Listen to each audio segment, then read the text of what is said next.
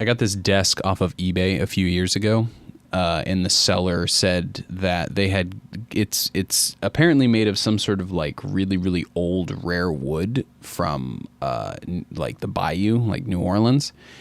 He's selling it super cheap, and he seemed super anxious to get rid of it, although he kept insisting about this thing about it being, charmed or enchanted or cursed or something. And I never knew what that meant, but having had it for about 3 years, I understand now.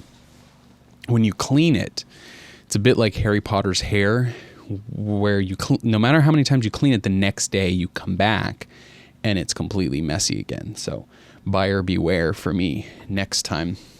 Just taking a little bit of a break. I didn't write or research anything today because I didn't, but also because the last two, the Wikipedia one and the one I think I did before, it just felt rushed. And it felt a little empty and surface level, so I'm going to give myself a bit of a break, I think, for a little bit on that, because I started doing that, A, to work on S-Log, and then B, I also wanted to just sort of get my researching chops up. I wanted to feel more confident in my ability to turn a script around really quickly and to sort of get my writing voice back and my actual, the cadence of how I like to pace my scripts, and I wanted to get all that back. And I feel like I feel pretty comfortable, but now it's sort of over that precipice where I'm now finding that I'm not burning out, but I'm losing the momentum, the interest, I guess. So that tells me that I should kind of quit while I'm ahead and focus some dailies on some other things for a little bit. I do still have a lot of projects going right now. The other day, this is fun, I met with a Milford, I'm going to call him a Milford legend already, Matt Bowling, who wrote this book, On and Off the Oval, Adventures in the 20th Century. I came across his website originally, and this book contains mostly things from his website, but he has these fantastic just little snippet stories. He does a really, really great job of boiling down a lot of Milford's stories into nice bite-sized segments and not like huge chapters. And we met yesterday, and I think we are really on the same page in terms of what we look for in terms of researching.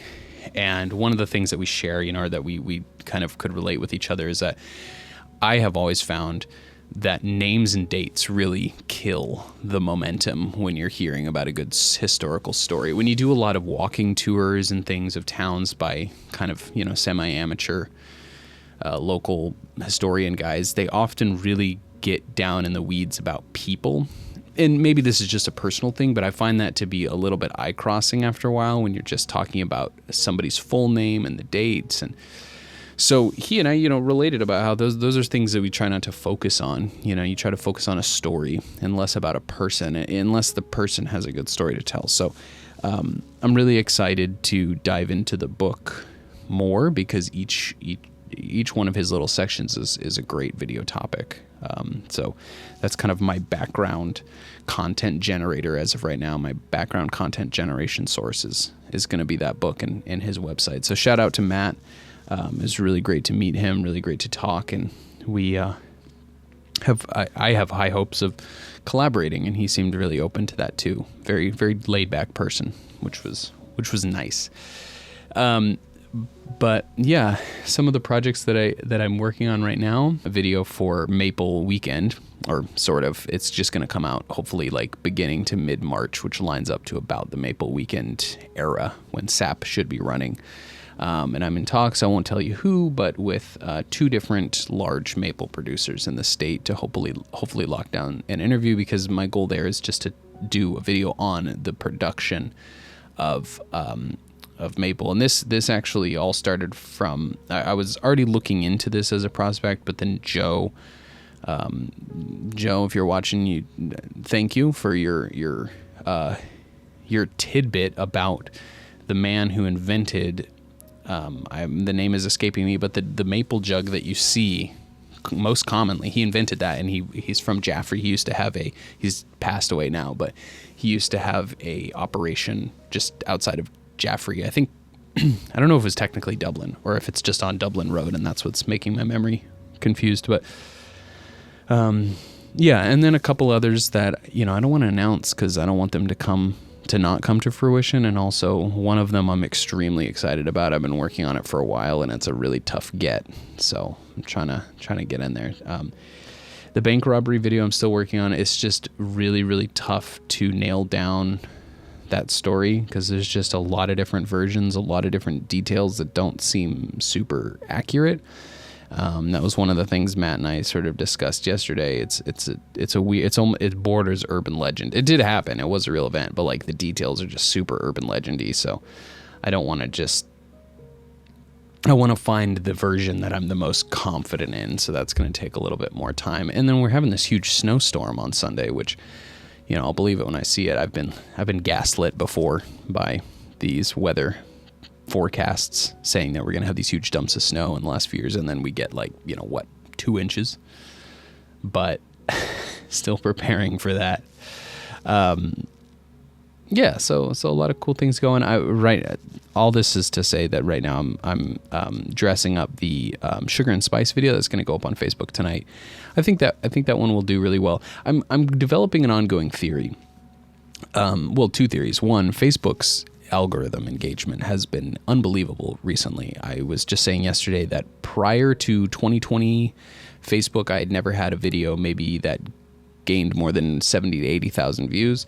And now of the last 6 that I've posted, I think only one of them has not had less than 70,000 views. Was that a double negative? I've only had one that has not surpassed 70,000 views.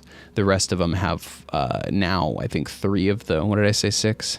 5 or 6, I've lost count, but like 50% of them have well surpassed 100,000. And then obviously the BAE Corey video is, I think over time that will cross over the 1 million view mark, just because it's well into the 600,000s and counting. And yeah, so that's one theory, is like Facebook has just gotten so much more algorithmically kind to me.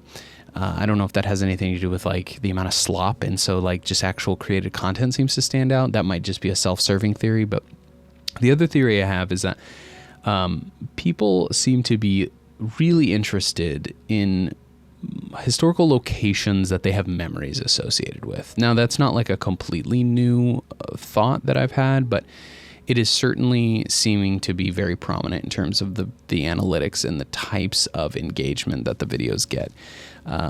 If I do a video that is just about someone or a time or an era, it could, or an industry, it gets a lot less attention and shares than something that is like, like even on the J.E. Henry, to use that same example, everybody's relationship with was just talking about Lincoln and all the memories that they have in Lincoln. And then the Stone House video, everybody just talks about their memory of the Stone House. And so that shapes a little bit of the way that I want to frame going forward, because part of the challenge for me right now is I still want to tell Milford stories because it's right here. It's super easy access. I live in Milford. I love Milford. I'm fascinated in the history, and I still want to produce Milford content, but I also want to grow the audience outside of Milford, because that is just what I want to do. I would like to grow the interest, and I'd like the channel to be focusing on even if it's Milford, I just don't want every video to be about Milford. So I'm trying to find unique ways to tie in. So as an example, and I was just telling this to someone yesterday, as an example, the moccasin shop, while that is a Milford-based store and a Milford-based story ultimately, and that will have a huge play because Libby is very well known in the town. Her business has been around forever. But there's also an interesting angle that's not Milford specific, which is she has an interesting perspective on how the Milford Byway, the highway that goes around the town, how that changed Elm Street. And back in the heyday, there were so many people coming through Milford on 101 to go to Bike Week and Laconia and, all the places from Vermont to go up, and they would come by way of of Elm Street, and the moccasin shop was like a tourist attraction. So many people came, and they pull in, and she says that they used to have police officers just to direct traffic in and out of the parking lot because that road was just so busy. And she used to have a motel there, the Granite Granite Town Motel. I don't know, it's apartments now, but she used to own that too because there's so much tourism coming through there. And then once they made the byway, that circumvented all of it. Everyone just hopped on 101 and went up through Manchester, connected to 93 and went north. Or 3 and went north. So, yeah, so I'm trying to find ways to tell, maybe this video isn't necessarily about the moccasin shop, which it will be, but it's also this story of how this business has lived through these eras, and it's seen all of this change with the advent of the interstate, essentially. Kind of a Pixar Cars type story. So, enough rambling. I hope you have a great night. And I was going to say watch out for the snow, but that actually doesn't happen till tomorrow. So